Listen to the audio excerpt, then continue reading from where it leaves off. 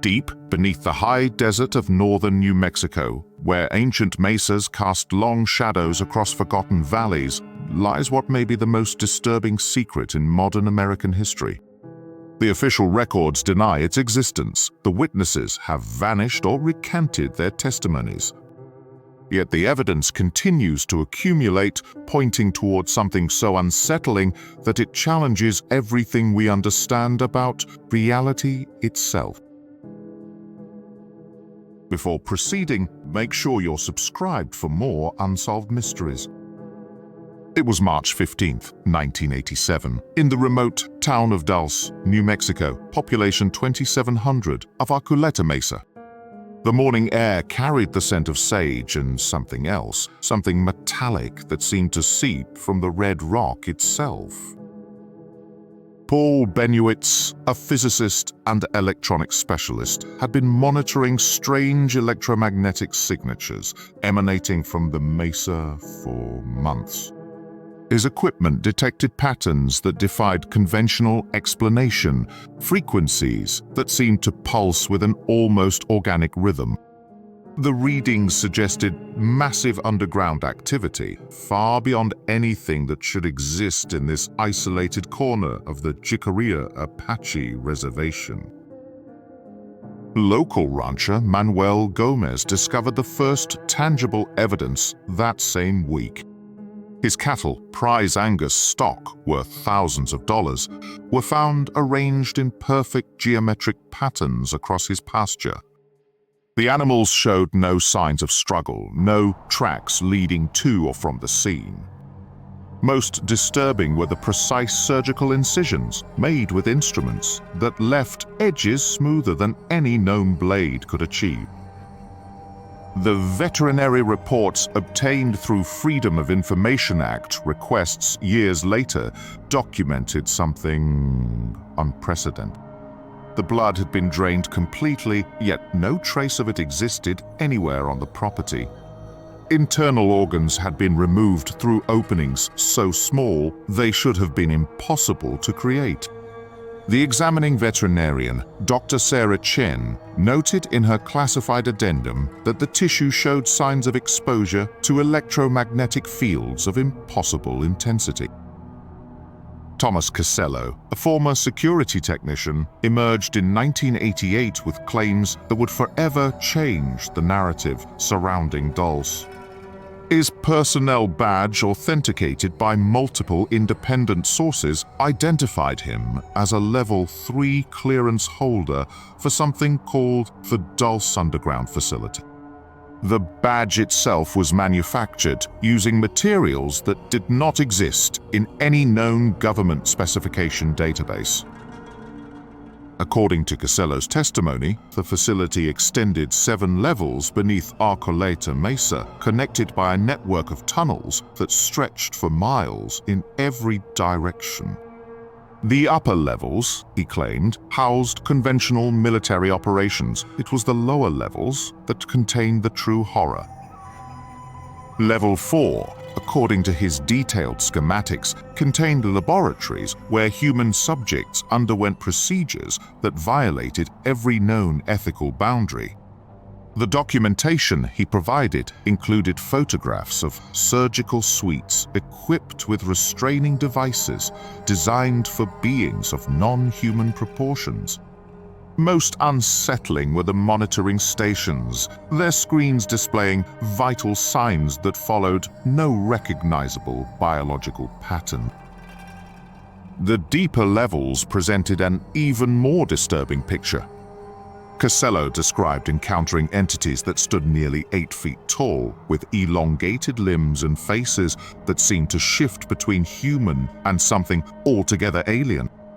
These beings moved with a fluid grace that suggested anatomy fundamentally different from terrestrial life. Their eyes, he noted, reflected light in ways that indicated a visual spectrum far beyond human perception.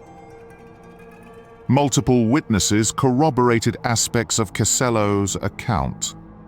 Deputy Sheriff Gabe Valdez documented over 100 cases of unexplained animal deaths in the Dulce area between 1975 and 1988.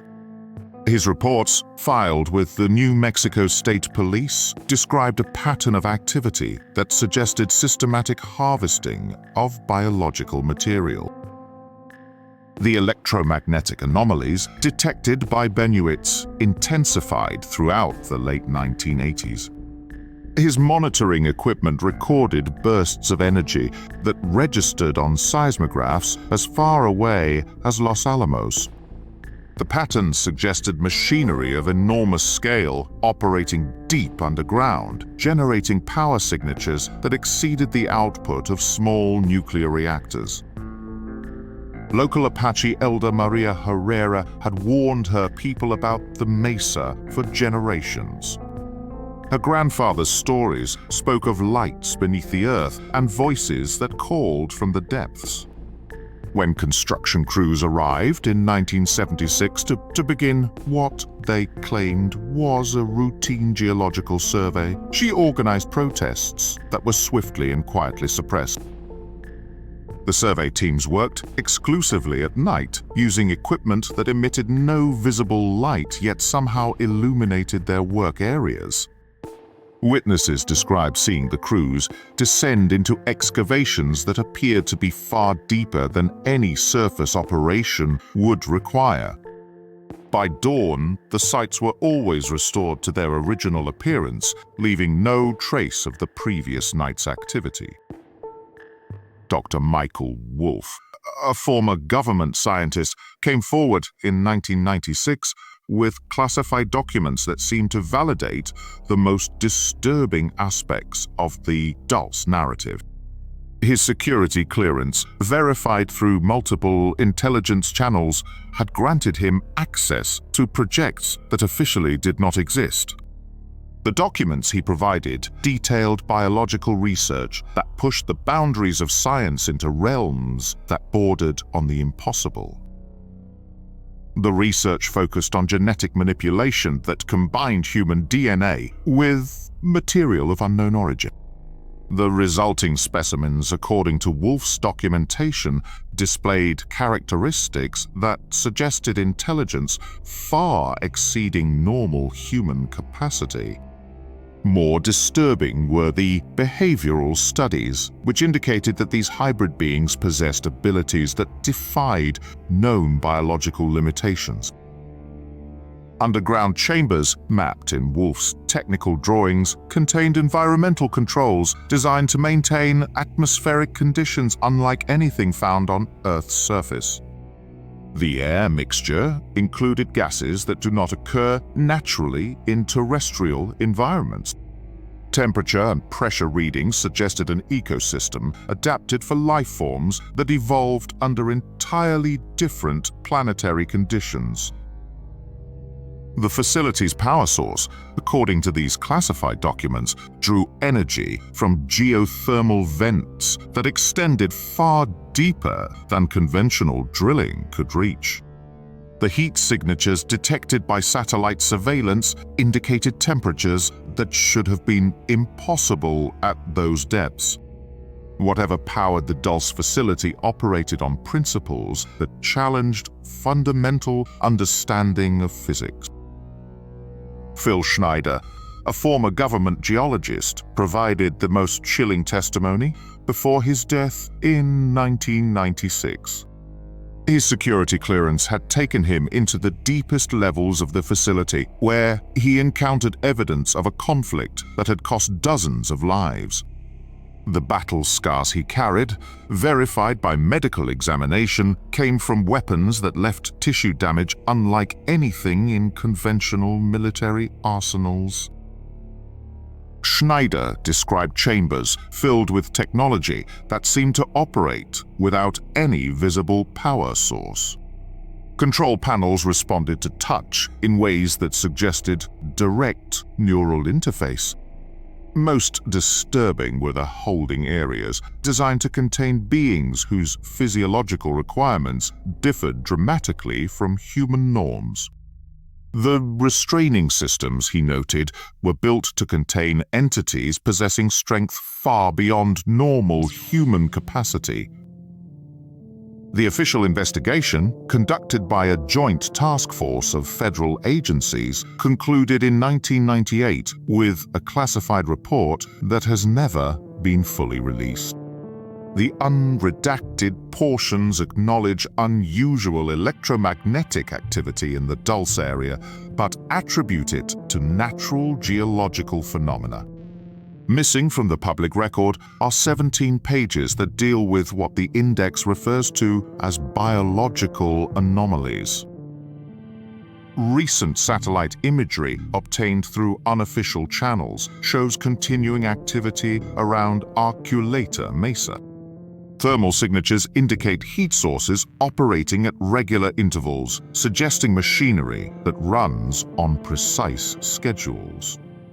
The patterns match the electromagnetic readings recorded by Benuits decades earlier, implying that whatever operates beneath the mesa continues to function. The most disturbing evidence emerged in 2015 when a hiking party discovered symbols carved into rock formations throughout the area. The markings, examined by archaeologists from the University of New Mexico, do not match any known Native American petroglyphs. The carving technique suggests tools that could cut through solid rock with precision impossible using conventional methods.